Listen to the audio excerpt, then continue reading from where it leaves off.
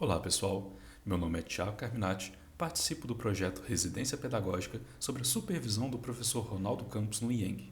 E no Enem Pílulas de hoje, nós abordaremos uma questão sobre a temática Brasil Colonial. Caso queira responder a questão antes da revisão, pause o vídeo e retorne para saber se acertou e o que mais podemos aprender sobre esta pergunta. No enunciado encontramos um trecho do capítulo de um livro, em que o texto afirma: o movimento sedicioso ocorrido na capitania de Pernambuco no ano de 1817 foi analisado de formas diferentes por dois meios de comunicação daquela época. O Correio Brasiliense aponta para o fato de ser a comoção do Brasil motivada por um descontentamento geral e não por maquinações de alguns indivíduos.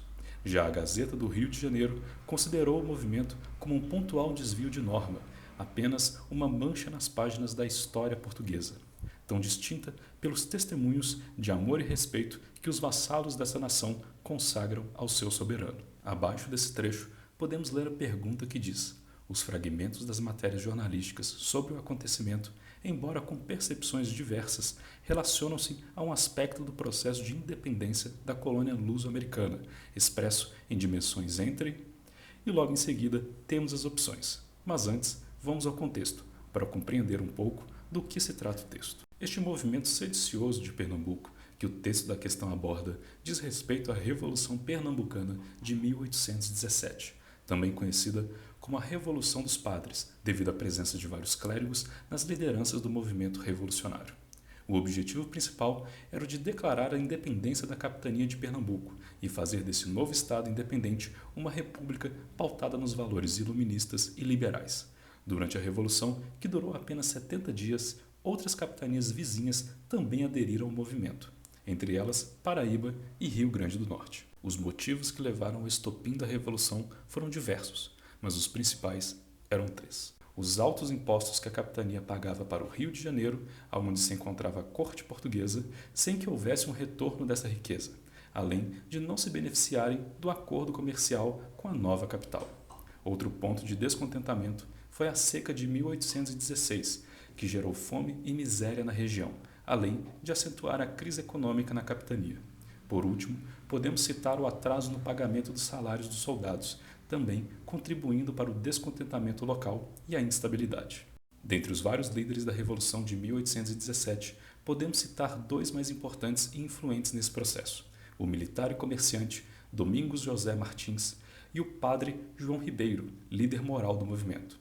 A Revolução, apesar de muito importante, não se propôs a modificar as relações sociais já existentes. Por exemplo, não se pretendia abolir a escravidão, apesar de alguns até apoiarem a abolição. Outro ponto foi a religião, em que mesmo com a defesa da liberdade religiosa, o catolicismo continuaria sendo a religião oficial do Estado. Portugal respondeu a esta revolução de forma muito violenta, promovendo forte repressão. E, ao final, alguns de seus líderes foram executados e a capitania de Pernambuco foi punida com a perda do território que hoje é Alagoas. Agora que já abordamos o contexto da Revolução Pernambucana, vamos às respostas. Lembrando que a pergunta pede para identificarmos qual é o tema da dissensão entre os jornais no texto da questão. Opção A: quadros dirigentes em torno da abolição da ordem escravocrata. A Revolução, apesar de defender propostas liberais, republicanas e iluministas, não teve dentro de suas reivindicações o tema da abolição da escravidão, sendo defendida na realidade a manutenção deste sistema. Opção B: grupos regionais acerca da configuração político-territorial. Na revisão, percebemos que a maior reivindicação dos revolucionários era a independência da capitania de Pernambuco, buscando apoio de outras províncias e o estabelecimento de uma república, lutando contra os altos impostos pagos ao Rio de Janeiro. Opção C: intelectuais laicos acerca da revogação do domínio eclesiástico. Como vimos, os revolucionários buscavam ser independentes da corte portuguesa no Rio de Janeiro. Além disso, boa parte de seus líderes não eram intelectuais laicos, mas sim padres, com o catolicismo se mantendo religião oficial. Opção D: homens livres em torno da extensão do direito de voto. O objetivo dessa revolução era a independência da capitania, não sendo seu objetivo modificar a política interna do Reino do Brasil, ainda sob domínio português. A extensão do voto será ponto da Revolução Praieira, também em Pernambuco. Opção E: elites locais acerca da ordenação do monopólio fundiário. Novamente, essa opção não aborda o objetivo central dos revolucionários, uma vez que a questão latifundiária não se encontrava nas reivindicações. As elites locais se opunham aos altos impostos pagos ao Rio de Janeiro. Dadas as opções, podemos concluir que a resposta certa para essa questão é a opção B, grupos regionais acerca da configuração político-territorial. E você, acertou a questão?